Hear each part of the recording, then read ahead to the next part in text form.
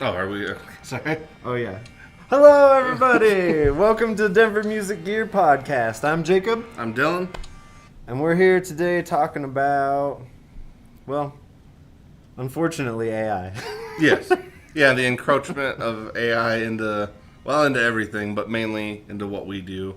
Um, Kind of on a few facets. So I guess that'll be kind of the overarching conversation topic.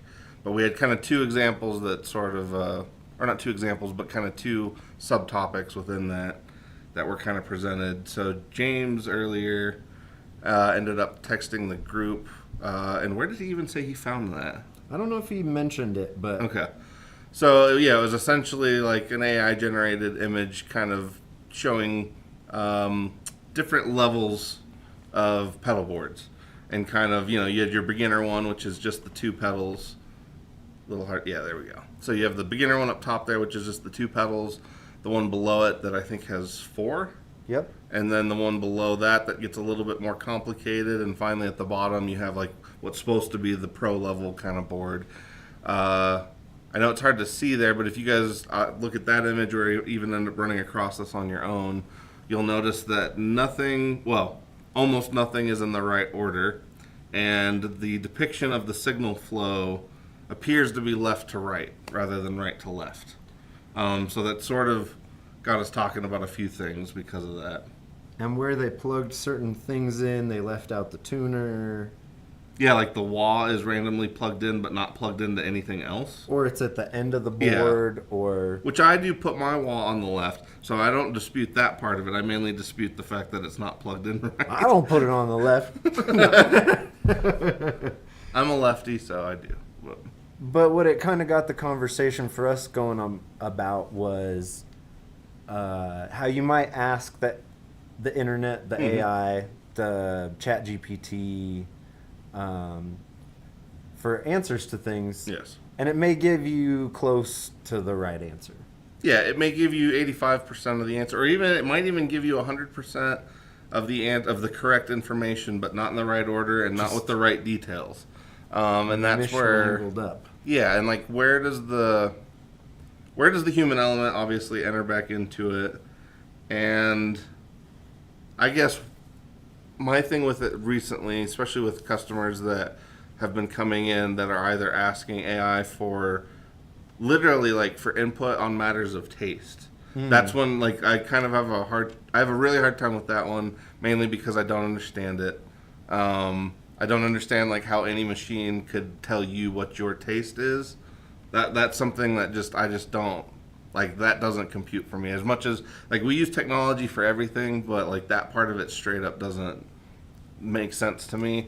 The other part of it would be kind of what we discussed just a minute ago of like trying to get detailed information and kind of extrapolate that from an amalgam of stuff that AI is basically pulling from. And you have to kind of know enough to know if what you're looking at is bullshit or not. And that's the hard part. For sure. And like this is something we've talked about here in the store, but like AI as a thing isn't inherently bad. Yeah, it's just another tool. It's just another tool. So like using it for information gathering or Kind of an aggregate of information, yeah. is not inherently bad. But like when you're asking it to craft tone for you or the other bit anything that involves art, the art of the thing. Yeah. And Paintings, yes. music in general, or tone. Tone. Because these are all Matters things, of taste. Yeah, matters of taste. Because these are things that you develop on your own through years of experience, trying different things, failing at different things, succeeding at different things, that the AI has no idea.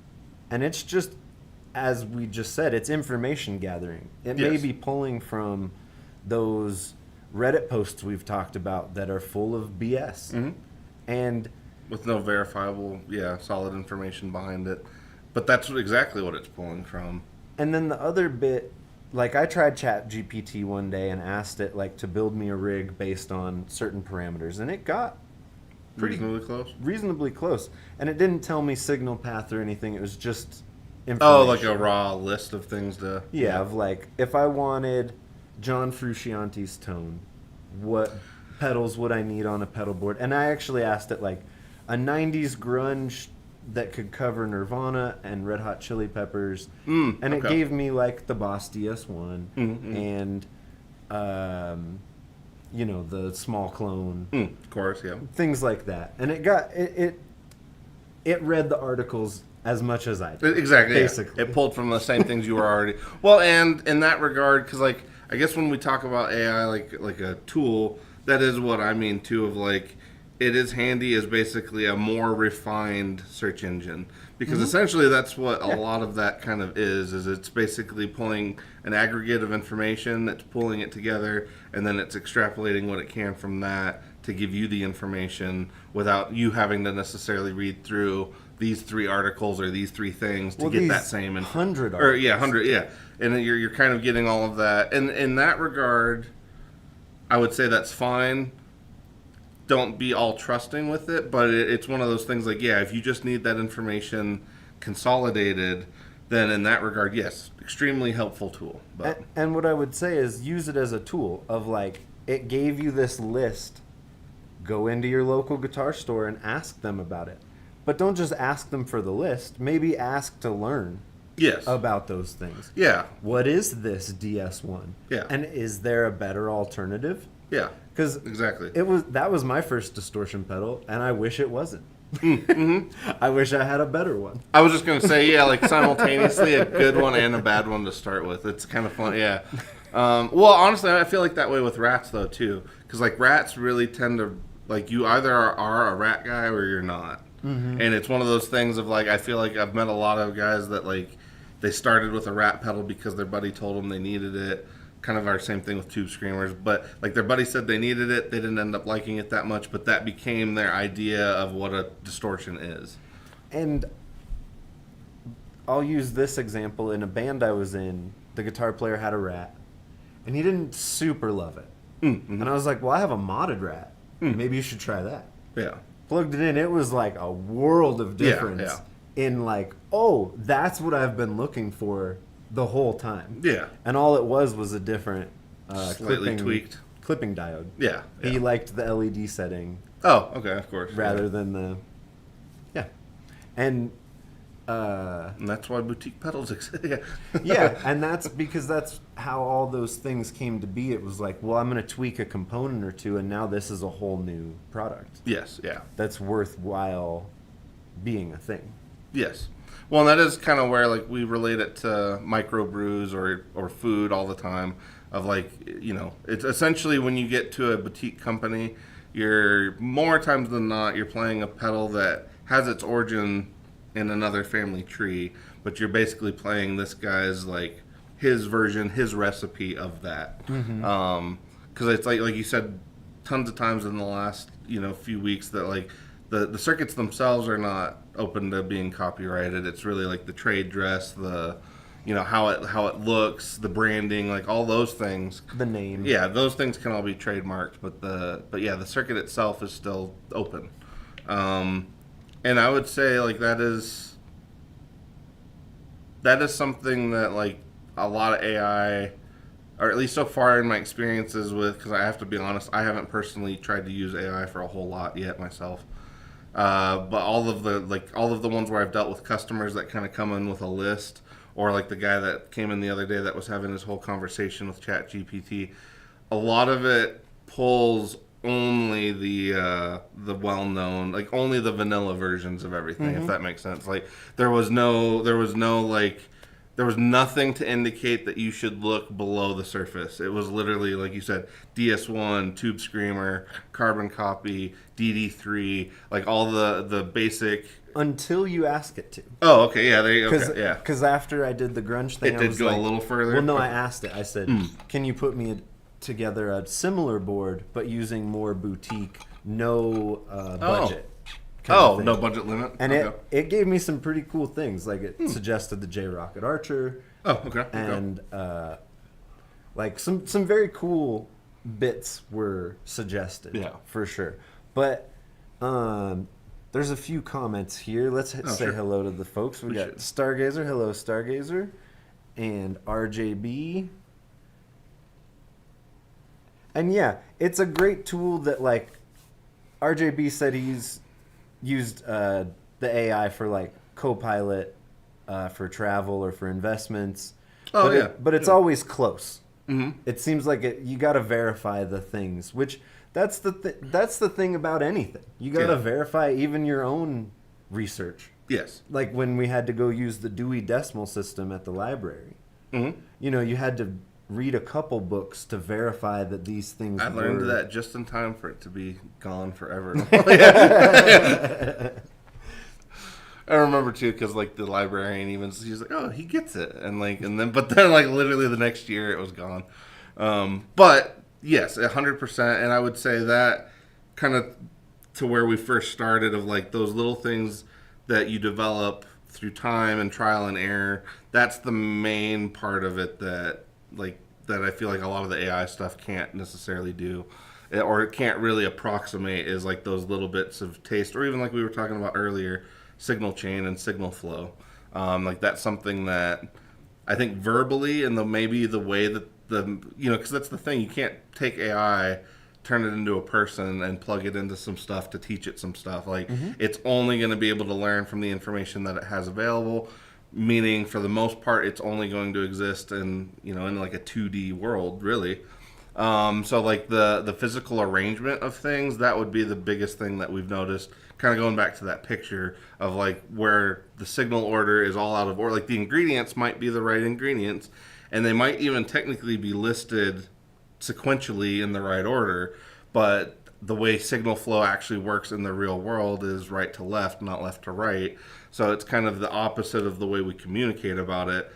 Obviously, AI communicates the way we do because it's made by humans. So I think it tends to always list things that way, or at least that was like the photo. But I've even had other customers that brought stuff in also related to signal flow that showed similar things where it's like technically it's right if you're looking at it backwards.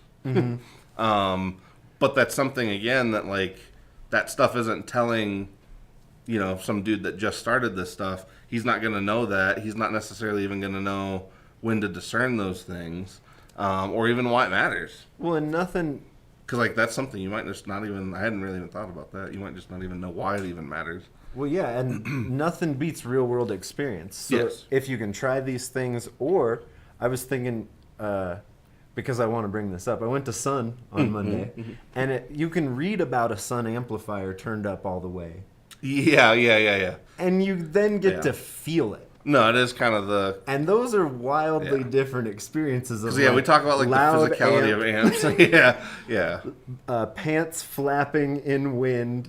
Yeah. Like, you can read these things and I can say them out loud, but until you're there feeling your pants actually like... Yeah. Well, and it's that core thing inside of you that gets tickled. Like when you're a kid and something like blows up and you're just like, oh, it's that same thing. Like, I don't know how to describe that, but if you're somebody that reacts that way to things. And Dylan's talking about fireworks that are legal. Yes, exactly. Yeah.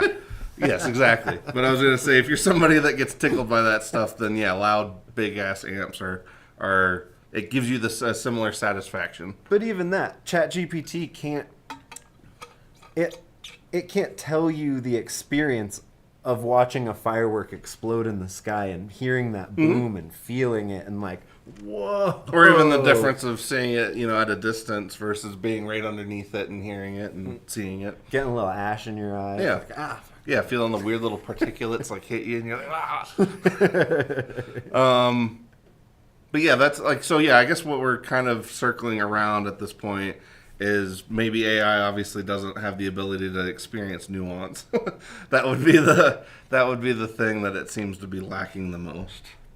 Yeah, because I think, like, this I think just dawned on me. The thing I have a problem with the AI the most is it can't have real world experience. It can only read the book. It can only read the comments. It can only discern text. Yeah. And like Sort of gets into like Data from Star Trek. Yeah. Like his aim to be human, but there's always that barrier that will always kind of be there. He wanted to feel love. That Exactly, was yeah. like the goal. Yeah. And he was like, I know I can't. Yeah. And it's not going to happen. Watch the series. Yeah.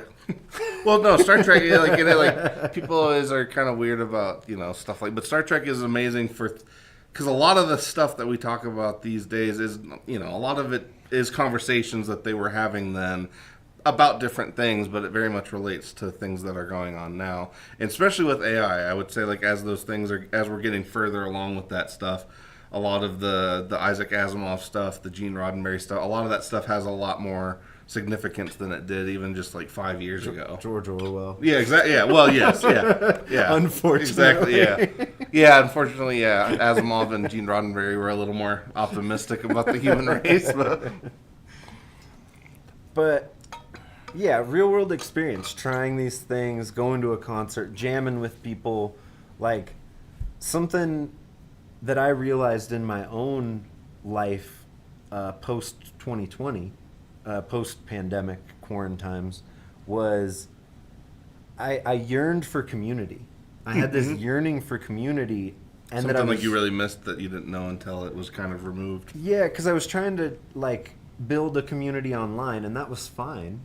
And it felt okay. It sort of scratches the itch. But until I started going to open mics and going to those folks' concerts and getting out into the community and being a part of it, I realized, like, you can't be a part of the community unless you go into the community. Yeah. And so, like, doing it from your couch and, like, isn't going to work. Yeah, no, always having that voyeur kind of perspective doesn't really work. Yeah, for sure. I do know what you mean, because even I remember during the pandemic, same thing, where that sort of came into view for me, like watching a lot of my favorite bands. Like, obviously they were doing like shows from home, but they were also like going back through their old catalogs of shows and putting those out. And a lot of that stuff, like the further we got into the quarantine part of it, like the more, even though, because like I have kind of a love-hate thing with crowds. Like, obviously I don't like being in them that much, but at the same time it's one of those things of like, there's a certain experience of being in a crowd and watching a show. That's hard to describe, but for me it was one of those things that kind of came into view during the pandemic because of it had been so long since I'd been to a show that it was weird where like this thing that I normally was frustrated by, I was really starting to miss, which was the crowds. It was other people. And I remember even like the very first show, it was a Cloudcatcher show that I ended up going to after things started to kind of reopen. And I remember I can still like picture it, like just sitting there and like looking around and just kind of, I actually relaxed for a second, which is not normal for me in a crowd. But I actually relaxed for a second because I was like, oh yeah, holy shit, this is what this was all like, and this is why we all do this stuff. And it's like everybody was happy, everybody, the whole thing, like all of that was like why we do it. And until you have certain things kind of put that in perspective, it's easy to just take it for granted. Yeah, and that's where like the internet ends and real world begins, right? Is like we watched concerts from our couches. It's fine. It's nice because you can have the beverage of your choice. You can have whatever of your choice. You can take a break when you want. You can. Yeah, all that stuff's great. Go to the bathroom, hit pause. You don't have to like wade through a bunch of people and or wait for like the one. You're like the one song that you're like, oh yeah, I'd be okay if I didn't hear this one. Yeah, yeah. But there's nothing like, I don't know, feeling that energy of the people around you also experiencing. Like, I don't go to church traditionally, but when I'm at Sun and I have both my hands in the air and it feels eyes like closed and like I'm connecting with that entity that churches are built for.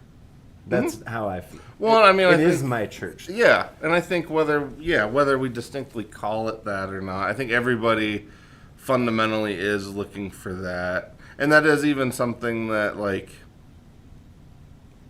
I don't know. I guess with the advent of technology, because like we've been talking about AI and the kind of removal and barrier that has from real world experiences, but at the same time, like I guess I feel like as a lot of this stuff is developed, and even like with what you just said about the technology involved for like watching shows from home, like a lot of that was even kind of explored further during the pandemic because that was what everybody was having to do. but at the same time, it sort of becomes easier and easier to just be a person sitting in a room by yourself.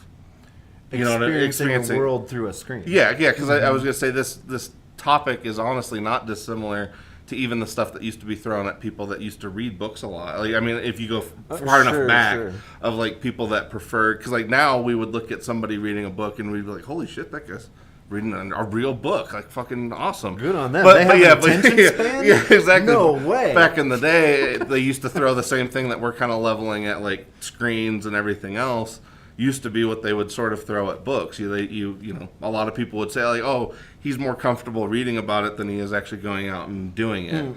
And that is sort of what's, I don't know. I guess I feel like as this stuff is getting more and more developed, especially with the AI part of it, and then you take that one step further of like, because I think all of us here at the shop look at gear as a communal thing, and I honestly can't, because like of all the people I've met, friends I've made, talking about gear. But then, like, where that goes from there, you know, like, AI never has any, like, AI doesn't give a shit if you're bonding over, you know, the Crowther audio hotcake from New Zealand. Like, there's none of that, nuance there. And like I said, it just becomes easier to just be a person alone with a screen telling you to do shit rather than getting out there, having conversations, experiencing amps, trying pedals.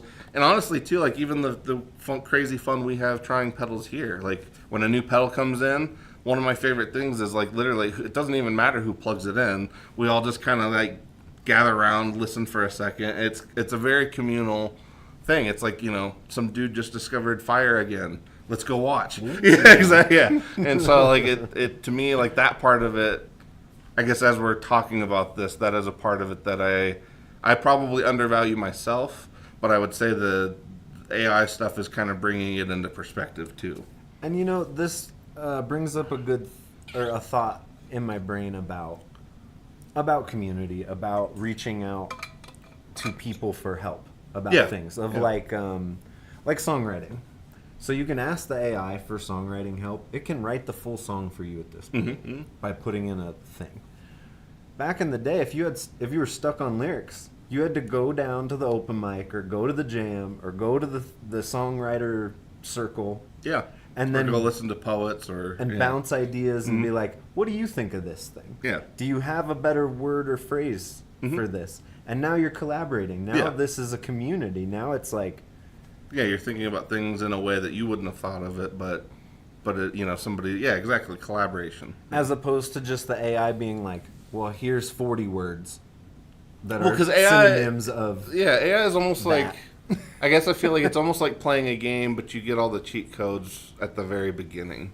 Yeah. Like, because like, even with the music prompts, the same thing like I was saying, where like it just gets easier and easier to be alone doing it. Like, because like that is exactly, like, to me, the whole thing with making music is like you're you know, hopefully you're playing with people that you enjoy playing with. You're making things with them, and like that collaboration, that part of it, especially for anybody watching that hasn't necessarily tried to write things with another person, that is one of the most satisfying things about music. Like I don't even know honestly how to describe that to another person, of like how satisfying and fun it is to like come up with something with somebody in the moment. Like it's just such a hard, or even like when you're both like struggling to come up with something, and then all of a sudden one of you just, you know, put something out and it works. Like that, it's like I said, that's a very hard thing to articulate in terms of the feelings or the sensation. But that's something like with AI, like, yeah, you might get the benefit of having a song that's arranged, and you know, it might even be put together in a way or more perfectly than you would have yourself. But like all of the character, all the fun, all the satisfying parts that kind of come at the end of actually making something, all of that's gone, I feel like when you do that. Oh yeah, there's nothing like going to rehearsal and you've maybe had, or band practice or whatever, and you've maybe had like a shitty day, and the drummer just starts a and you're like do do do do do do do do, and like all your cares and worries start to fade away, and the guitar player joins in, and you're like, this is it. Yeah. And you know, my Logic drummer on Apple Logic was Kyle. So I always use Kyle as the fill in for AI drummer. Yeah. Jamming with Kyle was fine. Yeah. But I never had that the worries and cares of the world just disappeared. Yeah. It was more like, oh, I'm here to do a thing. Kyle's playing. It wasn't this you've stepped into the ether and now you and 3 other people are creating this thing that didn't exist 20 minutes ago. Yes. And now... And that's a huge undervalued element of making live music too. I'm getting the... Yeah, you're getting goosebumps just talking about it. Yeah. But no, it is I do know what you mean exactly of that kind of the... Oh, well, I don't know. Did you ever see the movie Last Samurai? Okay, well, there's one scene where Tom Cruise is basically trying to get this thing that they keep showing him how to do over and over and over, but he keeps getting kind of bogged down in how to do it rather than just doing it. And they kind of get to this thing where the guy basically tells him no mind. But it always reminds me of the same thing of when you're playing music and you hit that weird point where you're not thinking about it anymore, it's just kind of coming out. That is something, yes, that 100% you will never get that sitting down writing at a computer. You might descend into a jam, you might get immersed in what you're making, but you're not going to get that same thing as when something randomly just begins all of a sudden, and like you said, you kind of dive into it and everything. And actually, that's why I love, we've talked about big loud amps and all that stuff too. That's actually another reason, I personally really love crazy loud amps and that kind of music that goes along with those, is because it literally washes everything out. You have no room to think about, like you said, any worries or anything else you have going on. You literally don't have room for that anymore. You're just kind of immersed in it.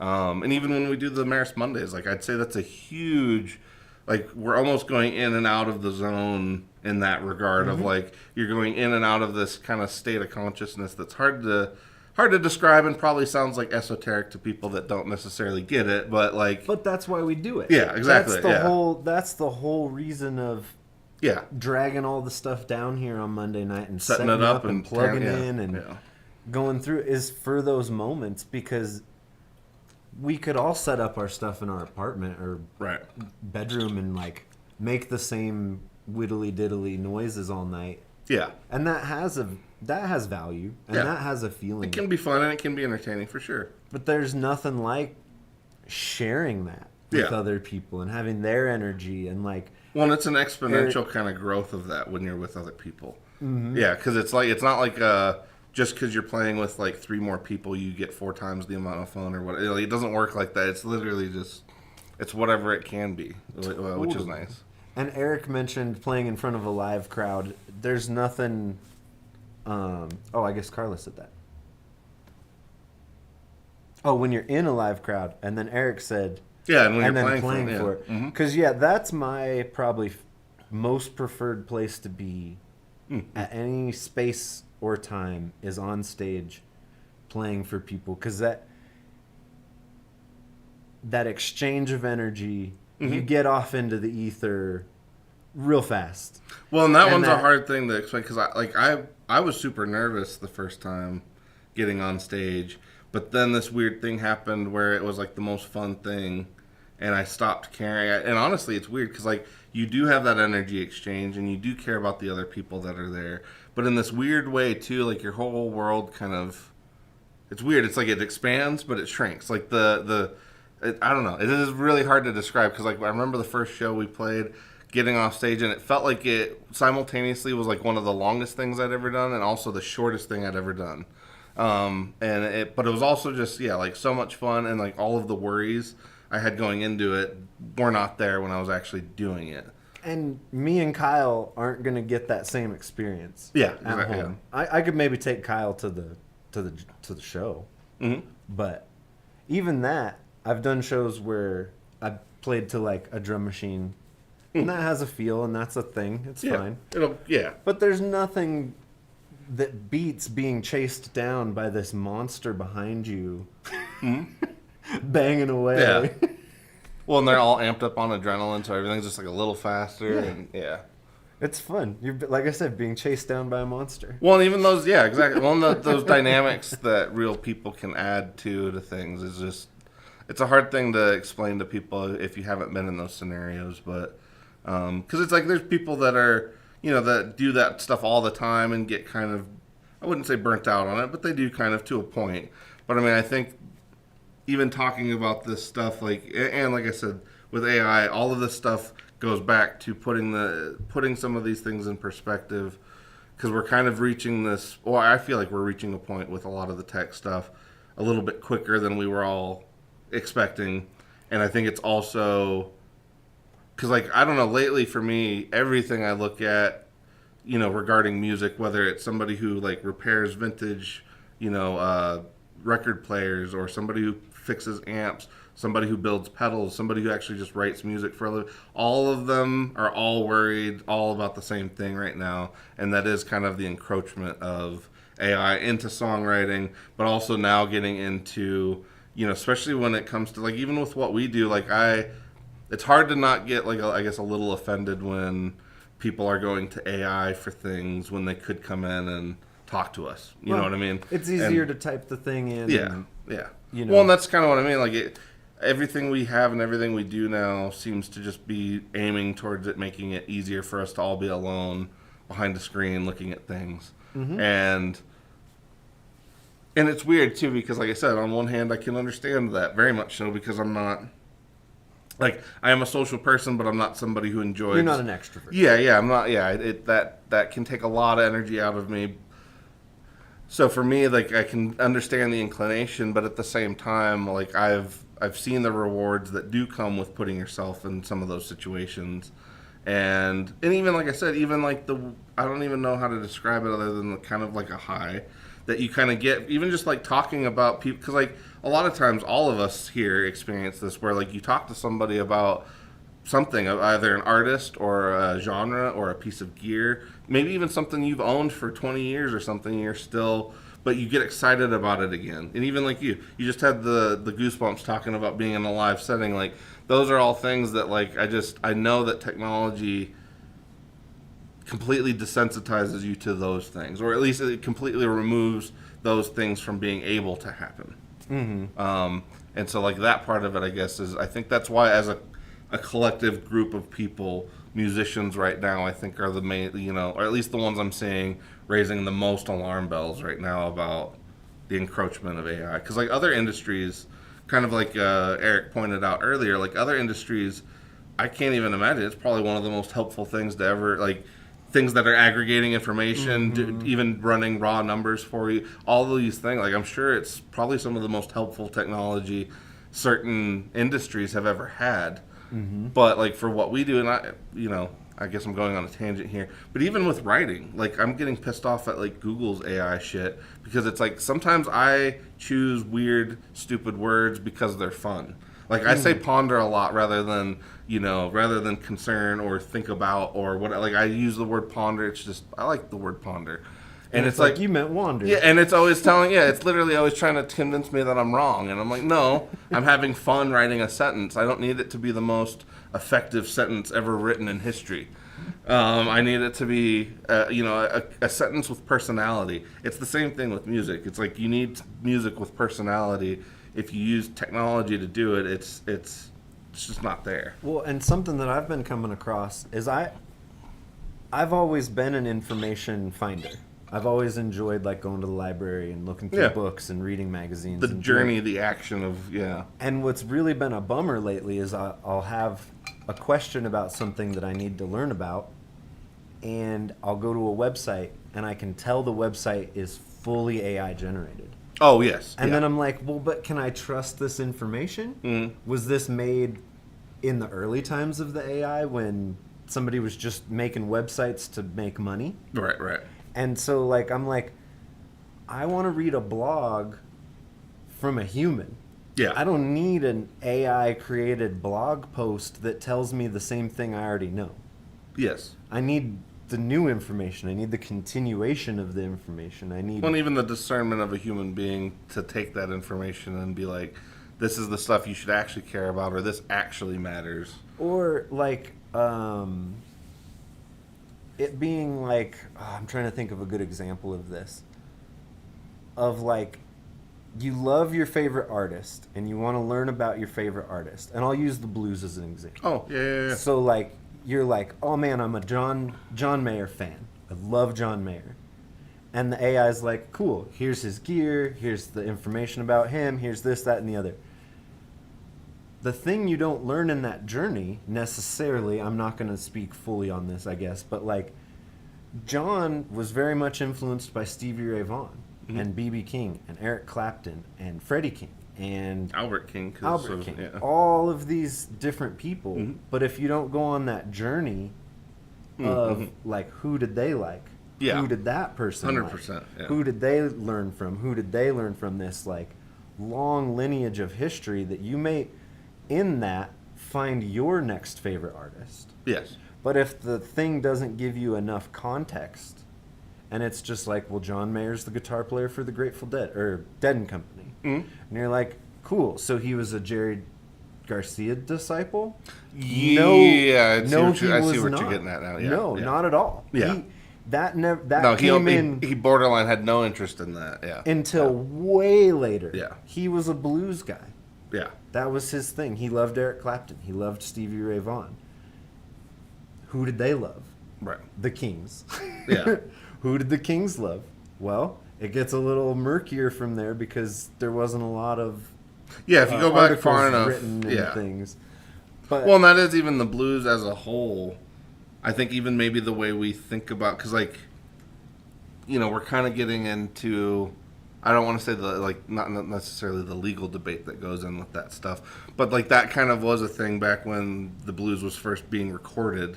Was at that point it was literally hundreds of dudes wandering around the country, trading songs, trading standards, and somebody might play, like Howlin' Wolf, for instance, might play a song, and he might do it so damn well that everybody's like, oh, that's his song now. Mm-hmm. He may not have written it. He may not have been the first guy to perform it. All these other things, all this story, like you said, behind it, that is literally just weird passings on the roads in Mississippi. All of that stuff leads to where those songs ended up being in their final form. But like, you wouldn't have any of those explanations of it. Because like, I used to think, like, especially with blues songs, I used to think like certain ones, like, oh, that's that dude's song. Mm-hmm. And like, only to find out, like, no, that's literally been a standard since that dude was a kid. Mm-hmm. And he just plays it, and he plays it so well that everybody else is like, oh yeah, that's his song. And that's more or less how a lot of the early structure of the blues kind of formed, was like, oh, this guy plays that song so well, it's his song now, let's record it. And then once that was kind of the first thing, everybody's like, oh, well, that he was the first guy to record it. It must have been his song. He must have been the first one to ever do it. And you don't necessarily find out all that stuff until you kind of keep, like you said, following that rabbit trail or that crumb trail all the way back into to like their influences. And that even gets harder with, it really depends on. Because like a lot of, even like early metal dudes, a lot of them were listening to blues, but they were also listening to classical. Mm-hmm. And so it's like, how far back does that technically go, in terms of those influences? But those are all things that you don't get, like you said, from just kind of looking into a thing or asking AI to tell you about a specific artist. Well, and Janice brings up a good point of like, if you are very specific in your search topics, you can get very specific answers. But if you don't know what to search for, right, in the first place, you may not even be pushed down that road. Well, that, and also as a human, you have prior information, prior experience that helps you weed through those things. And that's something where, like, a lot of times AI is kind of just throwing you the streamlined version of whatever it is. Because, like, I'm trying to learn a little bit more about video production sure. in general. And a lot of these articles that I come across on these, like, clearly they made the website for this exact thing to have, like, these 3 or 4 different articles to, like, sell ad space, I guess. Oh, sure. But they're very much, like, surface level things that I'm like, I've gotten through that already. Yeah. I'm ready for the next. Yeah, you're like, I'm done reading the intro chapters to shit. I want the next. Yeah. But I also don't know what to search for. Oh, to get further. Because I don't actually know. That's a good I don't point. actually know. Yeah. No, that is a good point. Which I'm like, now I need a human. I'm at the point where the AI has like done its job. Mm-hmm. It's gotten me up to a point of knowledge. And it can continue to grab information for you. But I you're at a now I need a human to go, okay, to discern. here's the path to the place you're trying to get. Yeah. Because I know essentially where I'm trying to get to, but I also don't know how to convey that to the AI from where I'm at in my journey. Yeah, you're like, I need more information, but I don't know how to explain that in a way that actually provides more information. The specific information. Yeah. No, and that makes sense, because I was going to say, I mean, that is obviously, that's why teachers exist, but that's also, I think, just as a thing with AI, again, it's becoming easier and easier. And actually, I hadn't really, because I'm sure I should ask Jake what it's like dealing with AI with his students in the schools. Yeah, because he has to deal with it on two sides of it, because he's been an English instructor as well as doing like graphic design, and I know he's encountered AI encroachment into both things, where students turning in whole papers written by AI as well as students turning in whole images generated by AI. Because Jake is actually probably one of the fastest people I know that, like, he can look at almost any image and pretty quickly discern if it's AI or not. But that's because he literally knows how, all of the inner workings of making those things. And I think that's a lot of it. Like when you're in those early phases, especially when we were talking about like signal order, all those things, if you don't have anybody or a store or anybody to kind of have those conversations with, a lot of it is, you wouldn't know why it matters. You wouldn't have enough information to get to that deeper level. And then I'll be honest, like with a lot of what we do, verbal explanations only really get you so far. Because it's like, I think everybody learns different, everybody values things differently. And so like hearing things, experiencing things, again, we kind of keep coming back to that. But that is the part of this stuff that, like, that's the only thing that really helps you get through those next stages. And I feel like a lot of AI, or even relying on AI for a lot of that, it's not that it weakens that, but it kind of does. It's like it kind of weakens your ability to get through those things, to have those conversations, to, I don't know, it just kind of diminishes the whole experience and the ones you might have after that. I think like we're at a weird point because there are people who are putting their whole stock into AI. Mm-hmm. Like I had a bandmate in one of my bands who he would ask AI everything. Anything I brought up that he didn't know about, he would ask AI if I was correct about. And then he would come back next practice and be like, oh, yeah, ChatGPT said that was the right thing to do, blah, blah, blah, blah, blah. And I was like, man, you're taking your own ability to discern if things are correct or not away. Well, and you're also letting it lead to a very horrible place to be in a relationship with somebody, because like you're basically signaling doubt in who they are as a person, everything they've ever done, and all the experiences that they've had, and you're kind of being like, okay, I got to check with this thing first before I listen to you. Yeah. And that's the part of it. Like when I say, and like I said, maybe I'm getting sensitive. I don't know. But like I feel like we deal with that in the shop. Old man yells at exactly. Cloud. Yeah. Well, because like it feels like that sometimes because like I said, and I got to be really honest. I find it particularly strange when it's dudes that are older than me. I know I need to get over that, I guess, because like for some weird reason my brain is like, okay, if a kid was doing this, I can take it. It makes sense to me. He doesn't know any better. Whereas like with older guys that come in that are like, oh, I asked ChatGPT to make me a blues board. And like literally this one dude came in and did that, and it was 4 different versions of a tube screamer.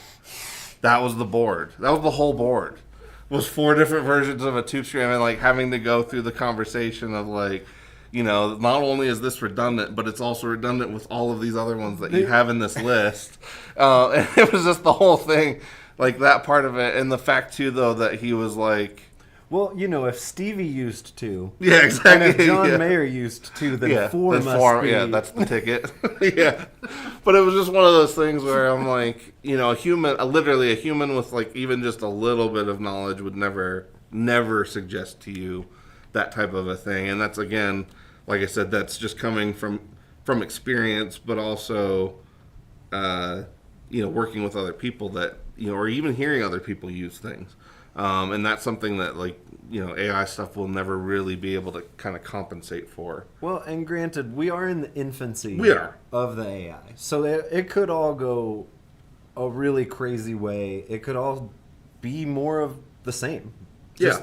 It could be regurgitating its own shit back on itself. Well, and at a point. that's sort of the worry I have, because I feel like in some instances that's almost where it's already ending up, because like I feel like it's all moving so fast that it's moving faster than people were necessarily ready for. But it's also, like you said, it's literally generating information that other AI is more or less, like, because like especially with AI generated articles, AI generated music, it's all being trained on the existing media that's out there as more of that media. Because like I think Spotify literally said almost 40% or more of the uploads last year were AI generated. And so like if other AI algorithms are learning from that music and information, then yeah, you're like you said, it's literally a feedback loop of machines talking to machines, generating more shit made by machines. Or even like I'll have to look up the specifics. Anybody wants to Google it, but there was literally an artist who made a song. AI ended up being trained on that person's song and music. They ended up making a song and then suing the artist that it was based on. Mm-hmm. And like that's where I start to get I don't know, like that primal part of the brain kicks in, and it's just like all this stuff, because that's just when it comes to that, like that's where I'm like, well, because this is where I have the biggest problem with that, is like, to me and to probably most, I don't know, I don't want to speak in generalities, but like to me, art and music are sacred, and a machine doesn't need to do that. There's enough real art created every day that it's not commerce to me. Or sorry, I'm getting my thoughts confused. Oh no, but I think I know. There's no reason for people. There is a reason for money, but for them to create like fake artists to steal from real artists. Yes. There's no need. Well, no, and that is sort of even the thing with... And that's what you're going to spend your time doing, is like 100%, being a fake thing? It's exactly what Or like Spotify... a fake like personality dancing online with like a fake mask of whoever. With other fake things, watching it and learning from... Because that is exactly what's happening, because like when I looked at that article for Spotify, like not only did they have an inordinate number of AI-generated music that was uploaded to their servers, but then when they ended up doing an aggregate kind of consolidation of all of the traffic that was then being listened, or the traffic that was actually listening to that music versus the human traffic listening to the music that it was literally like less than 2% of the human market was listening to the AI-generated music. Almost all of it was other AI listening to AI-generated music. Which makes no sense, because all we're doing is burning resources, water, fuel, people's time. For literally nothing. Nothing. For nothing. Yeah. No, and that is the part, and that's what I'm saying of like all of this stuff feels like it's outpacing any kind of, not that we have to like immediately run to a restrictions and rules book or anything, but when it comes to this shit, when it can actually influence the livelihoods of huge numbers of people, that's where I guess I do feel like, or I understand the existential kind of dread that's developing with musicians and graphic artists right now in regards to AI, is because it feels like it's gunning for their jobs, and it feels like it's doing it for no reason. Yeah. Like that's the part, like it doesn't, because I think a lot of people would be willing to sign up for certain things if it means that it's literally for the benefit, and I mean true benefit of everybody. Human beings. Yeah, like if that is something, and if that's part of the thing that a concession needs to be made for, I think a lot of people can get there. But when we kind of look underneath the surface and all you find out is it's machines talking to machines, making music for other machines, like that's where you start to get into the, you know, not that Is it's the going to. AI sentient? Yeah, well, and that's where I mean, if it's making music for itself, like- Well, and that's the part of like if again, yeah, they're turning all this shit loose, and it's like for what? For what reason? Like, yes, it can get better and better and better at doing these things, but again, for what? And are you going to basically burn people out on this concept? Because, like you said, we're in the infancy. So are they going to burn people out on this concept before we even get started with the helpful part? Well, maybe that's okay. Yeah. No, and it might. Like, yeah. You know, rush through all the crap to get to the good stuff, Yeah. which is songwriting. you Well, know? I'm trying to think. Yeah, of something else that's like something else that we've all kind of gone through. Of you know, I'm sure people that are a little older than me can probably come up with some better examples. Things from the 60s and 70s that like everybody thought was asbestos. There you go. Well, Everybody thought it was awesome, and then Oh. we found out, you know, it's poison. So it's kind of the same thing where like everybody thought asbestos was a miracle, and turns out it's a killer. So Yeah. And real quick, RJB asked if there was some sort of guitar expo in Denver in May. Not in May, in June. June 13th, we've got the Denver Music Gear Expo. yes, Saturday, June 13th. Yes. Yep. And we've got Earthquaker devices coming. Jamie and Julie will be here. We've got No, they're called Fender Pro Studio now. They're coming. Boss. coming Boss, up. Roland. Roland, yep. We've got PRS. Mhm.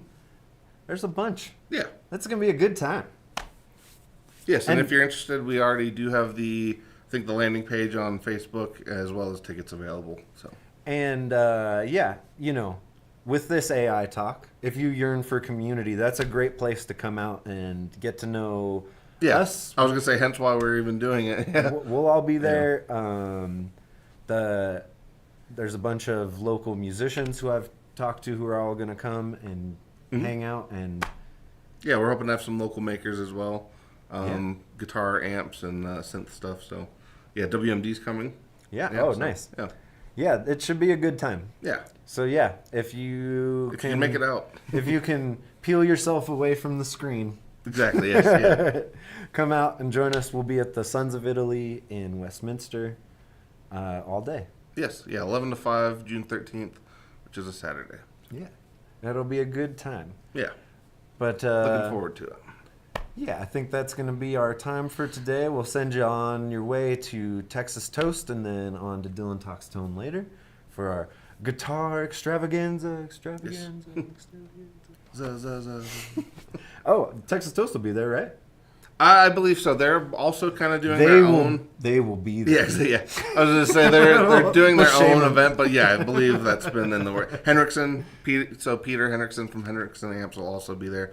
He's also so he runs an Archtop Festival locally, which if you're into that stuff, you should definitely go to because from what I understand, it's literally like a one-of-a-kind show. But Henriksen is also helping Ike with some of the kind of the logistics or things to consider when operating a gear trade show expo kind of thing. So Yeah, so it should be a good time. yeah, We thank you for joining us here on the Denver Music Gear podcast. Don't forget to check us out on Monday for Getting in Gear, and then later in the evening for Maris Mondays. yes, And yeah, yeah. I think that's it for this week. yeah. Well, I've been Jacob, I've been Dylan. and we'll catch you on the flip side. Ba- ba- ba- ba- ba- ba- da- ba- da- ba- da- ba- da- da- da- da- da- da- da- da- da- da- Da-da-da-da-da-da-da-da-da-da.